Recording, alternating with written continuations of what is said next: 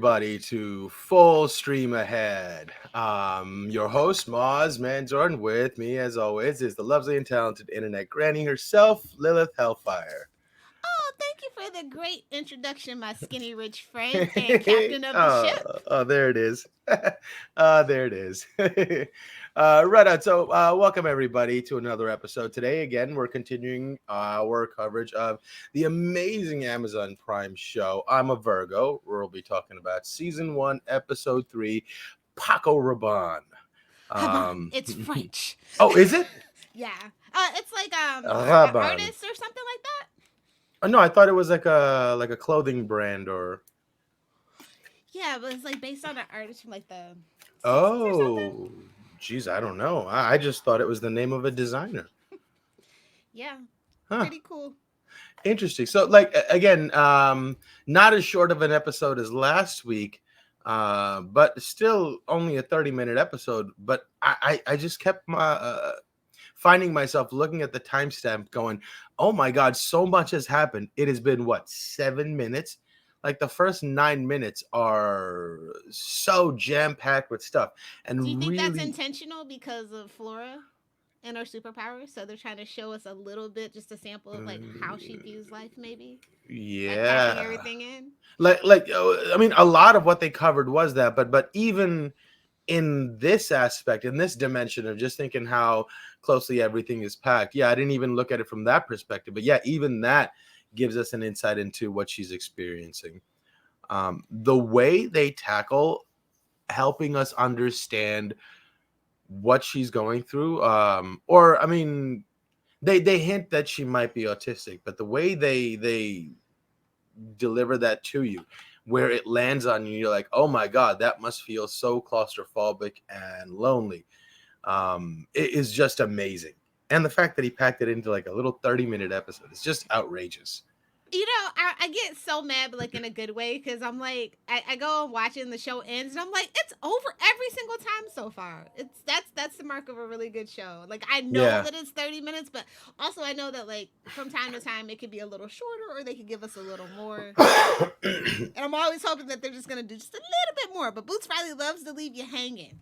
Yeah, no, and I don't mind it. I love being hung. I love looking for questions or having things to think about when we're done or wondering. That's way more Exactly. interesting than an unsatisfying answer. Even though, and I think I can give the confidence, have the confidence to approach it that way because I'm pretty confident we're going to get something satisfying towards the end. So I Oh can yeah. allow myself to ride these, thermal winds of conspiracy theories and whatnot, because I know there's going to be something definitive at the end. So super, super excited. And Well, watch yeah, there they not had be. the. Watch there Now I not was be. wondering though, like Yeah, I know. they had the 4 episodes of South by Southwest. And I'm like, now it makes sense because they're like, it's basically just like a movie. The first 4 episodes, right? Hmm. So I'm wondering if that next episode, episode 4, is gonna be like, okay, I gave you the first 4. Now you gotta go pay Prime for the last 3 to see how it all ends. Mm. Yeah. Yeah. Hey, I mean, they would get me. I'd have to know. Yeah. Um, So. so anyway, we open up on them on their date. And I love that they were just focusing on their lips.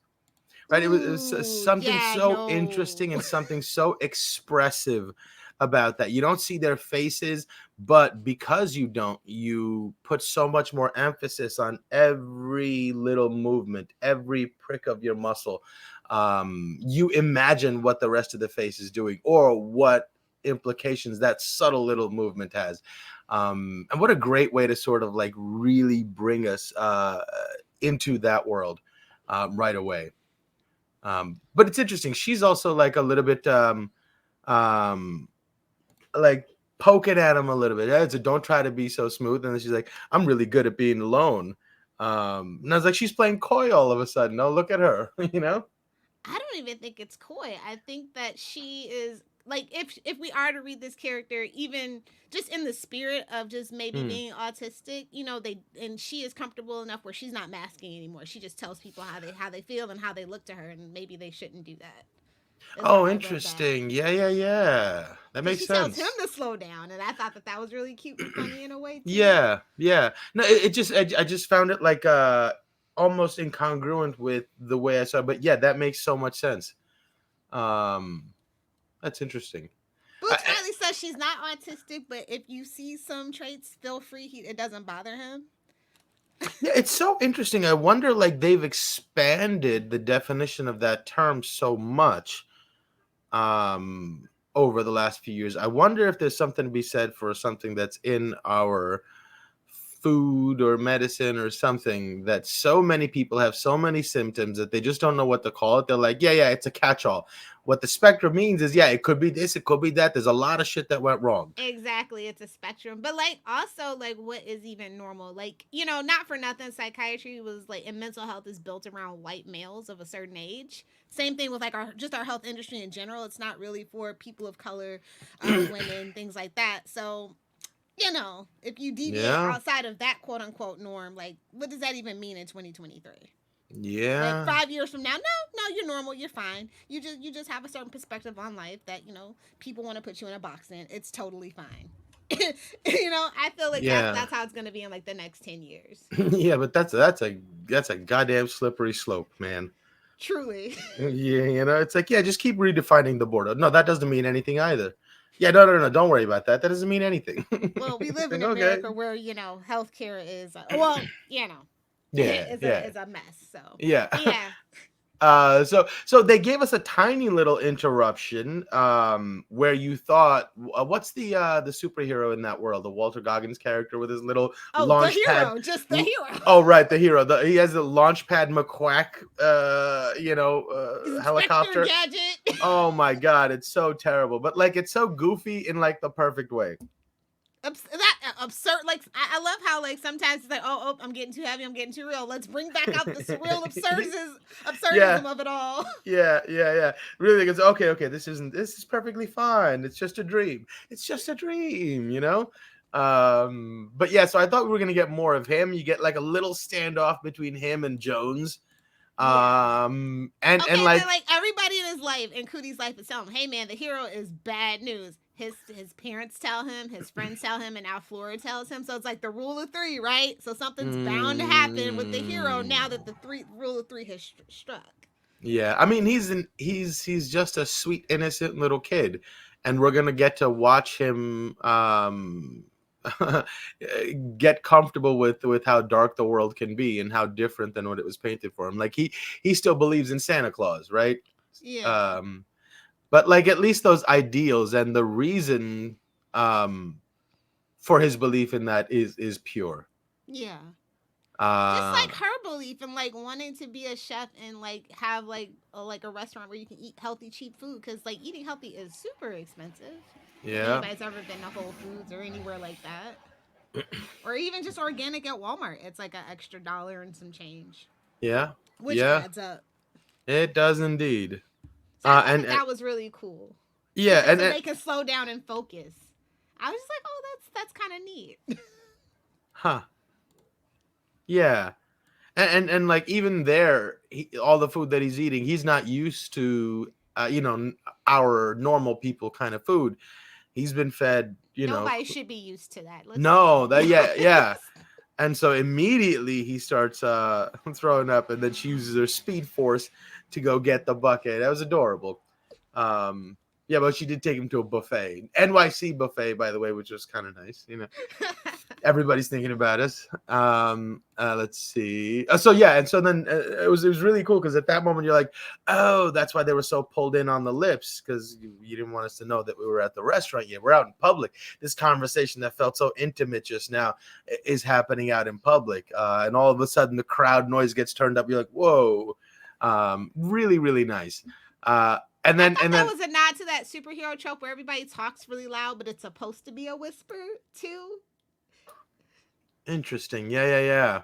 Because like everybody keeps saying it's a superhero show, and I'm just like, oh, it is. Is it though? I mean, it is, but is it though? Yeah, I mean, like they're kind of like making fun of these little tropes here and there. Like when I kind of contextualize it into that framework. Yeah, I guess it's using the vehicle of a superhero show to make fun of superhero shows, right? But like it's subtle. It's not like, Yeah, that's what I'm saying. But it still has the hallmarks that make a good superhero show.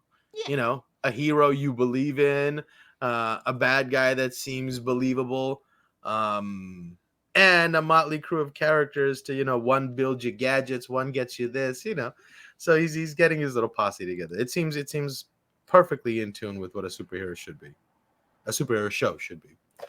Um, all right, so this scene was hilarious when he goes, "Yeah, we're all special," and she goes, "What do you mean?" She goes, "See, like you, how you're so fat," and it just slows time down. I was like, "Oh my god!" And you could see like inexperience would, because he's just a child, right? A child would say that without thinking about it. And so this whole time I'm like, and what's cool is like you don't know what he does say, so you're like, you think he said fat because they were sort of hinting towards it. Hey, you eat as much as I do, so they sort of prime you for that response. And then when you think you're getting it, you're like, oh my god. And then she cuts away, and you see the moment she has, and you see it. Well, I see it from my perspective as, man, that really hurt her, and the fact that time stopped and you Yeah. just have to sit and watch her deal with that. I was like, man, what a great way to highlight like how she's feeling, how tremendously uncomfortable you can feel in a split second, but how much emotion and thought and connecting thoughts go into what you're feeling in that moment. The gravity, that was beautiful. And then all of a sudden you get sucked into her childhood. Yeah. Um, and at first, I didn't get it. They're like, the parents are still, and she's just like sad and moving little by little. Um, and not until like later when she writes that letter and she goes, read this over and over again. And if I can read this really slow, maybe we can communicate and I won't be so alone. And it's exactly like what he said to her in the beginning. So it was a nice little cut back to that of what that moment really meant for her, what she meant when she says, "Oh, I'm good at being alone." And then he says, "I don't have to be alone anymore." And for her, it was like, man, I had that moment when I broke out and was able to communicate with people. He was stuck in a house and he's having this moment right now.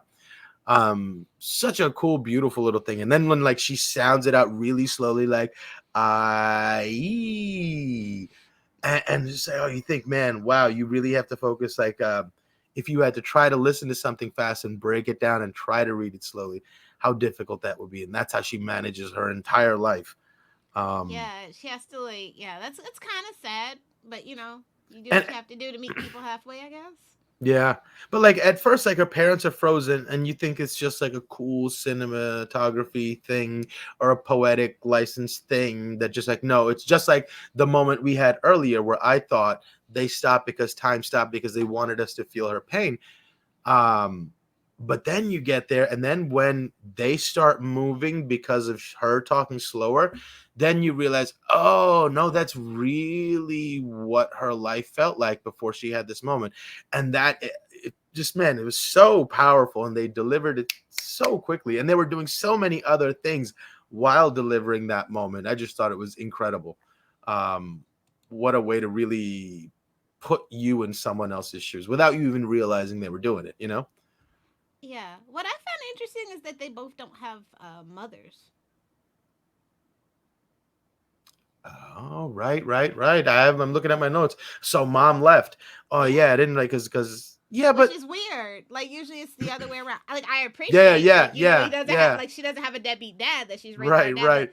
And how it's much of a that trope would inverse. that be to give him another Exactly. Debbie? So like, yeah, it's interesting to take that take on it. Um, but yeah, no, now it's making me wonder, like, what is the story with his mom? Is it like particles that are, what's the word, they where they're linked in a quantum way where one affects the other? What's the word? Entanglement. Entangle. Are they like entangled particles where, like, because we know what her relationship with her mom is, does it imply what his relationship with his mom was too? Did they save him because his giant mom left, or was something? Were they altruistic in doing it, or was he kidnapped from a family of giants because they thought they could use him? Are his parents the bad guys? Jesus, I don't know. I didn't even Yeah, think about that. are they even his aunt and uncle? Like Right. Are they just like guerrilla poachers, right? exactly. God damn. That's Yeah, oof. like I didn't expect that to be that dark. I didn't realize it until just now. I was like, Oh my God, are they Yeah, we the don't bad have answers guys? about that. It's just making me a little leery with like all the tech and the guns and wanting to keep him secret Yeah. and like Oh no, like man. he lies to him constantly. Like if you lie about not eating a burger, what else are you lying about? Man, what a spinning back fist that would be, like a punch you don't see coming, you know? Holy cow, if they're the bad guys. Oof. And then to end that whole scene by him going fast. And I was like, oh, that's so funny. But what a great way to be like, yes, you're right. Okay, her superpower is she's fast. Right? Like really announcing it in a very comic booky kind of way, but like still in a way that was clever and unexpected and accomplished so many other things before it did the thing you think it was going to do. Yes, she's fast. I But didn't just think he was in going to confirm that it was an actual superpower that she was born though. I thought he was just going to leave us hanging. I yeah. dig it though. Yeah. Yeah, I did. Again, it's sort of like some things are sticking to the tropes, and this was one of them. But it was still doing a trope of mentioning the force that she has, but in such a subtle way. And that there was no wasted motion in saying, "Oh, just like you're fast." Oh, he knows she's fast, right? But no, they took just the breath of that word and told her whole story. Unbelievable. Unbelievable. Um, but anyways, yeah, so it's like he misdirects you and brings you back and then smacks you in the face with it. But anyways, the date ends where he starts barfing. As it should. yeah. Well, yeah. They really were putting it down. Like he was like a dog. He is like a dog. Like a Golden child or retriever a dog. Yeah. energy. Yeah, very much so. Very much so. And yeah, and my notes right here, all of that happened in the first 10 minutes. Mm-hmm. I'm blown away by how this show is put together. But then we get to like this weird side story that I kind of really didn't like. I mean, I'm sure there's going to be a reason for it, but like he's working as a giant model again, and Yeah, he's I was really taken aback that Flora hasn't been like, "Hey, bruh, yeah. you might want to not."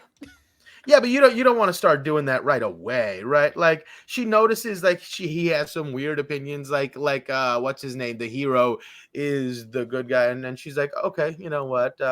And then she pokes at him. Why do you think? I say, oh, okay. So at least the reason he believes in it is good, but he'll come around. I can help show him things His that'll. slogan is what was it? Get your Oh, mind right, half-wits. Yeah, get your mind right, halfwits.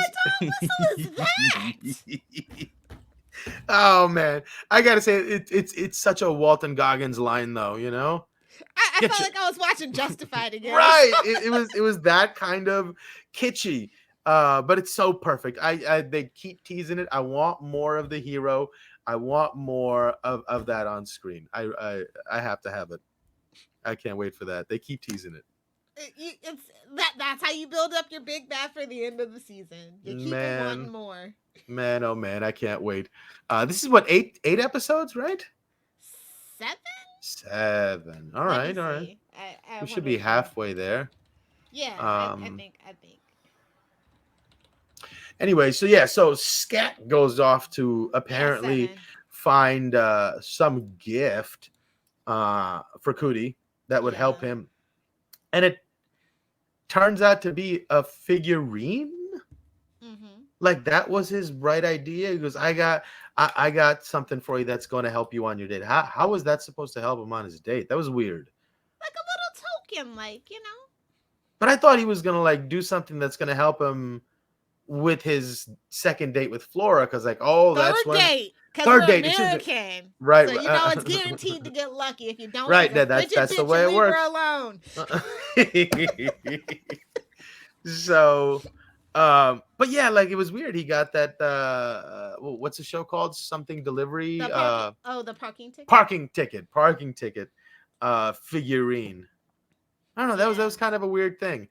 I don't even think it was just for his date. I think he was just doing it to be a friend, honestly. I guess. Fair enough. Something that they bonded over. Because I feel like Scat, the one who gets the figurine, is kind of like obsessed with that show. You see it like last episode. He was in his room, and so like, and then like Cootie was really laughing, but nobody else was like, the other two weren't really laughing. So I feel like that was like something that they bonded over. So I feel like that was just like a token of friendship, not necessarily to help him on his date. That makes sense. No, I like that. I like that. That makes more sense. And then at one point, like where he almost starts flying, I'm like, wait a second, he's got powers too. So eventually, everybody has. Like I said, is everybody gonna have powers? Is that like because they're in Oakland and the power keeps going out and? Are they or is there somebody else in the neighborhood that is the cause for these power outages?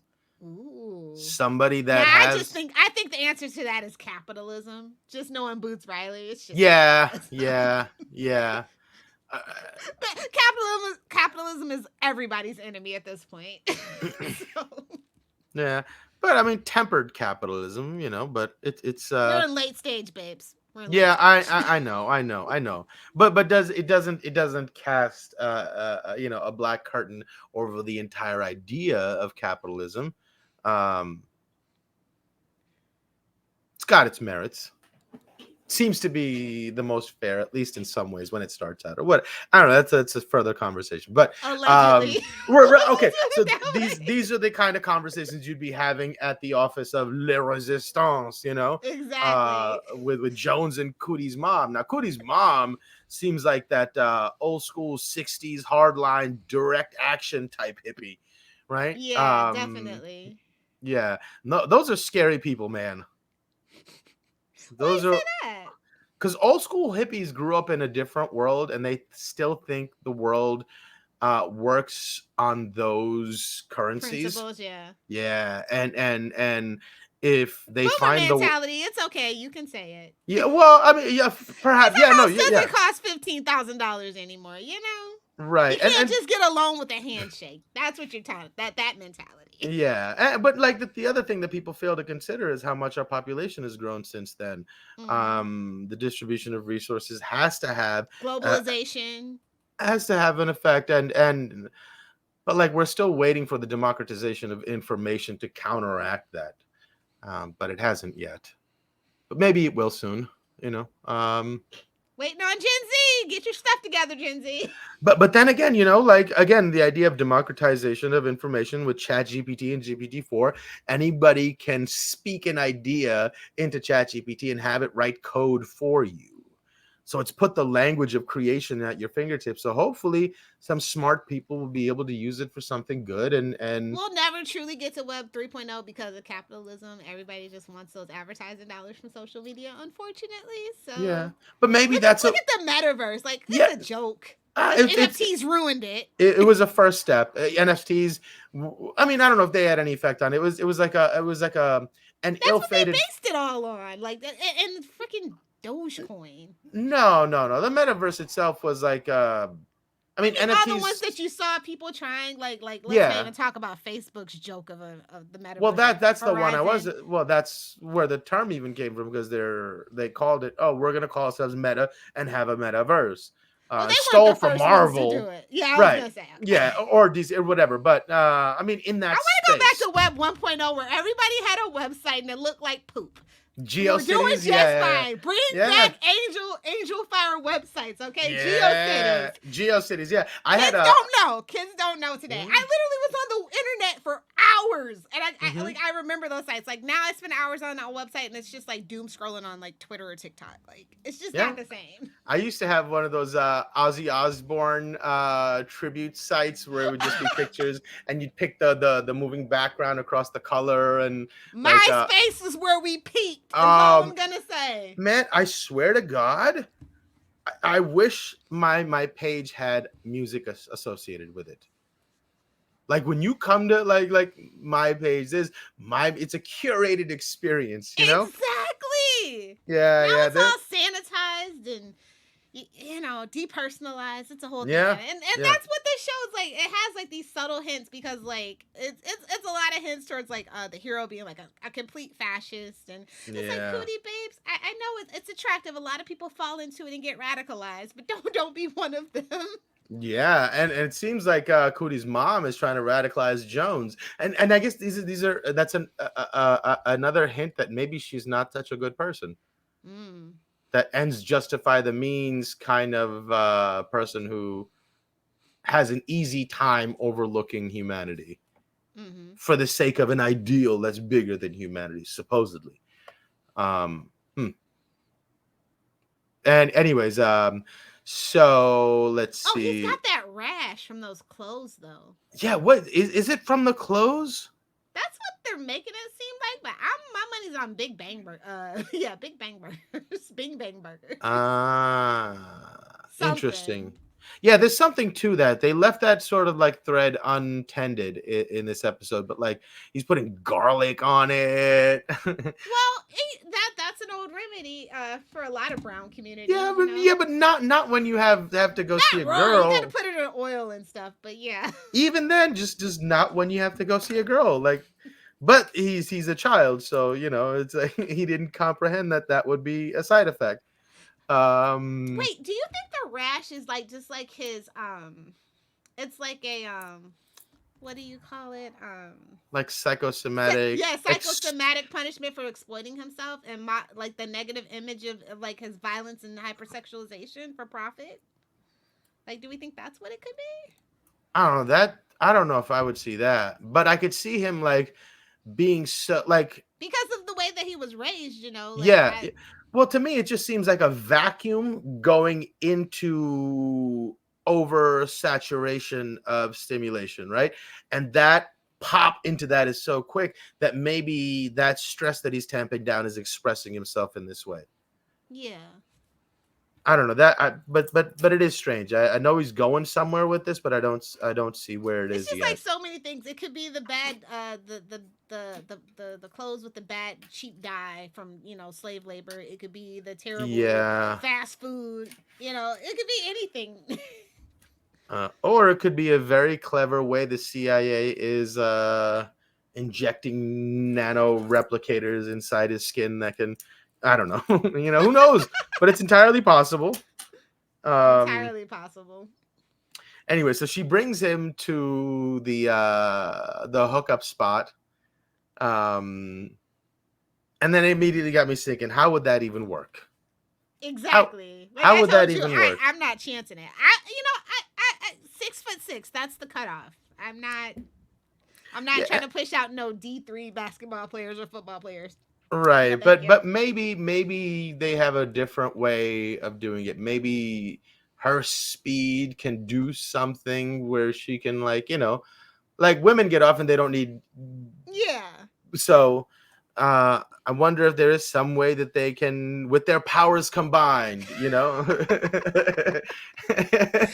Shaggin, really? right. So it could be entirely something new, because like he's not going to be able to do anything with any other girl without like going to jail. So maybe this they're perfect for each other.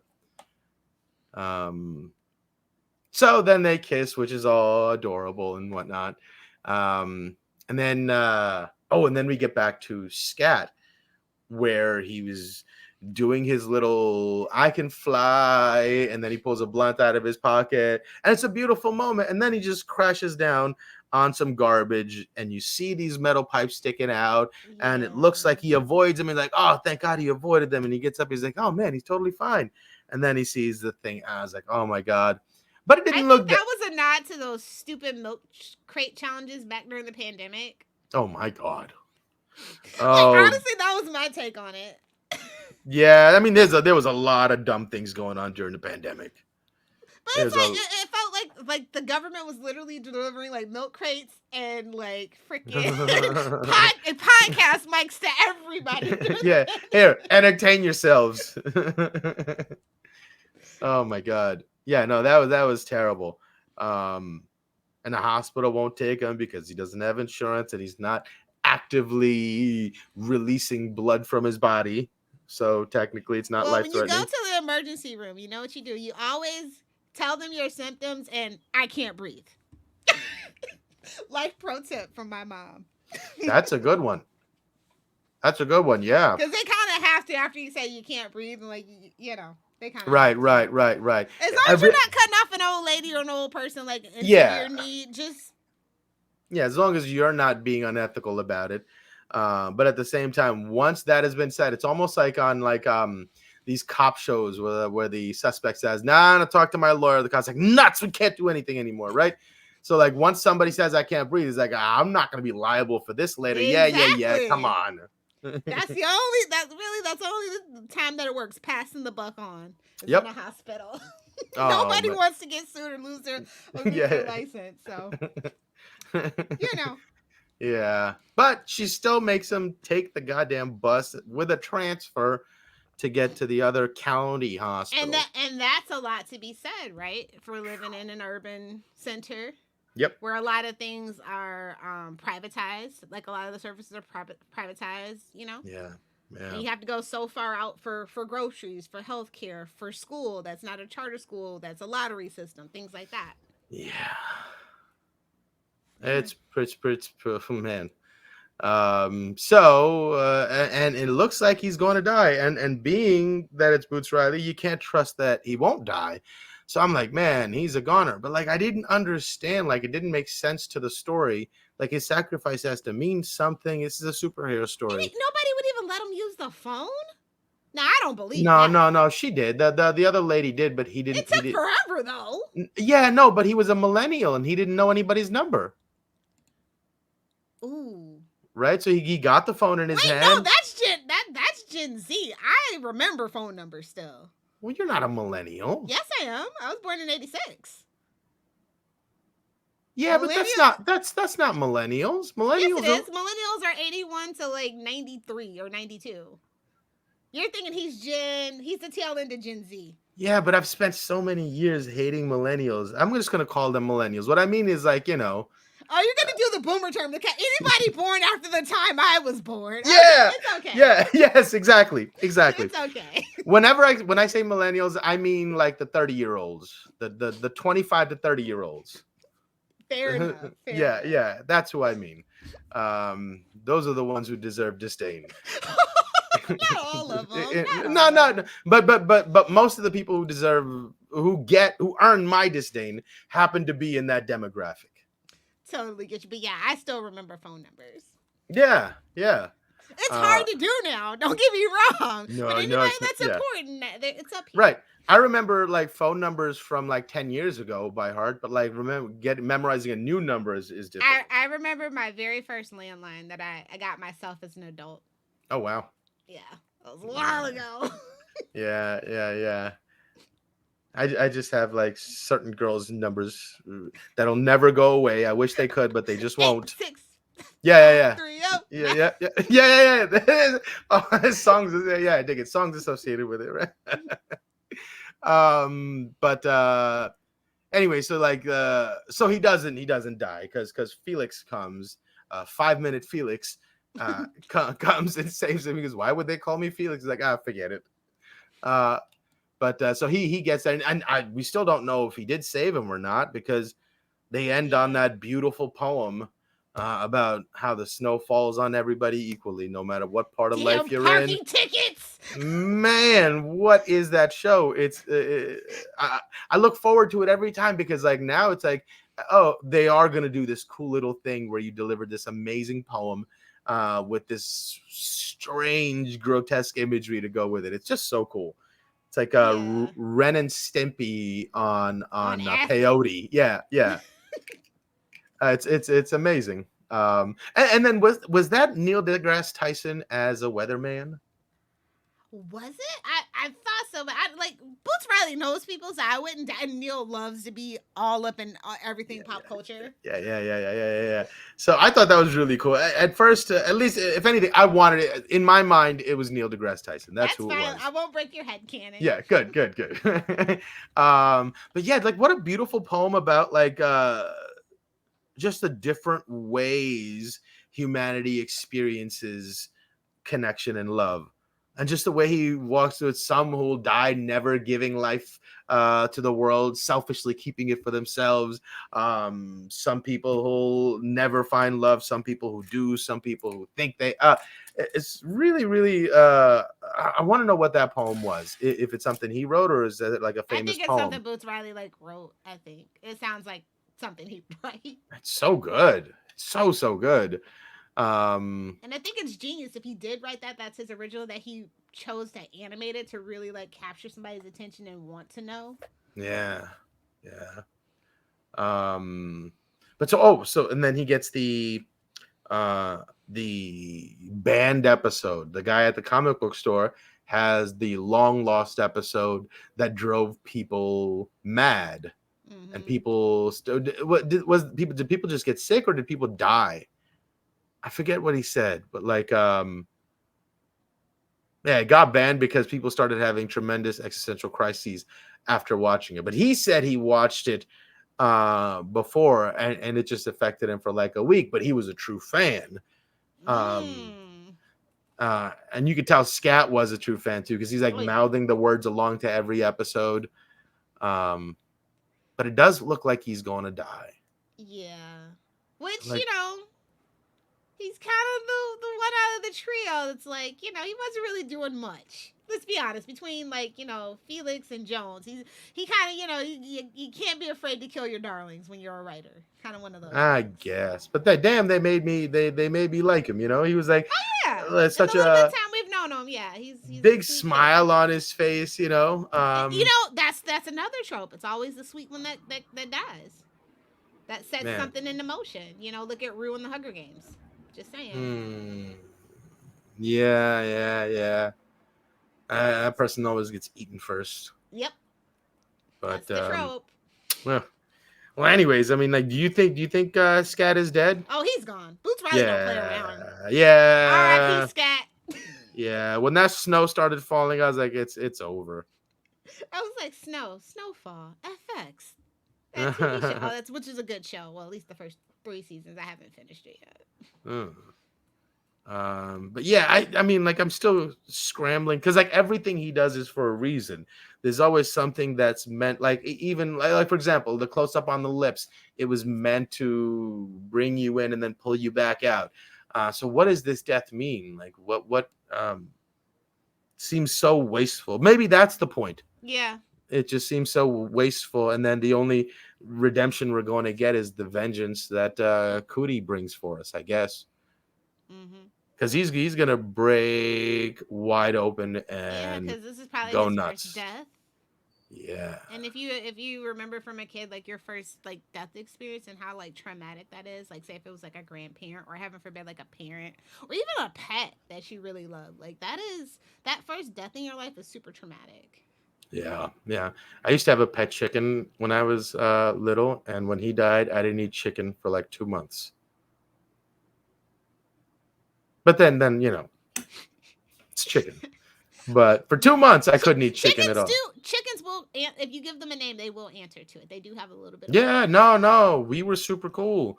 He would come running to me. He only got along with me and my grandmother. He hated everybody else. He hated my sister, would peck at her feet, bite her, scratch her. Nobody could come close to him except me and my grandmother. Aww. He was such a cool little dude. But then, like yeah, the neighbor's cat killed him for no reason. She didn't even eat him. That was terrible. That was pretty bad. Yeah. Well, it wasn't peaceful. Like it was like a stray cat that the neighbor fed. It wasn't really his cat, nothing. But anyway, so but yeah, he's not going to be happy, and to have the power to lash out that he does, ooh, that's going to be fun. And I hope that's going to bring the ire of the hero. We already know that's the conflict. I think. I almost think like the hero is just going to be doing his douchey things. And he's going to run into Cootie at a time where so many other things are falling down on him, and he's going to see him as an easy outlet. And we're going to get like, those like viral videos where the Karen gets her comeuppance. Oh yeah. Yeah, like one of my favorite ones is, you seen the one in the Victoria's Secret store? Where she falls out on the floor, that one? Yeah. Oh, yeah. And she's like, oh my God, it's like, and you see this person and the act they're putting on, and it's just so satisfying to watch none of it work, and like Everybody just ignore. yeah, and she freaks out even more. It's so delicious. It's like finger licking good. And I think that's what we're going to get with when Hero. So they're going to maybe just keep building him up as this douche, and then finally, at least that's what I hope happens. That would be fun. Yeah, it's definitely going to be a very interesting way how Cootie and the Hero interact in his moment of grief. Yeah. Because I feel like that's definitely what it's building up to. Yeah. Oh, man. I hate to see how Jones is going to react because, you know, he got shut down by a private hospital, basically. So she might fire Cootie. Yeah. And it would leave Jones as slim pickings for Cootie's mom. Mm-hmm.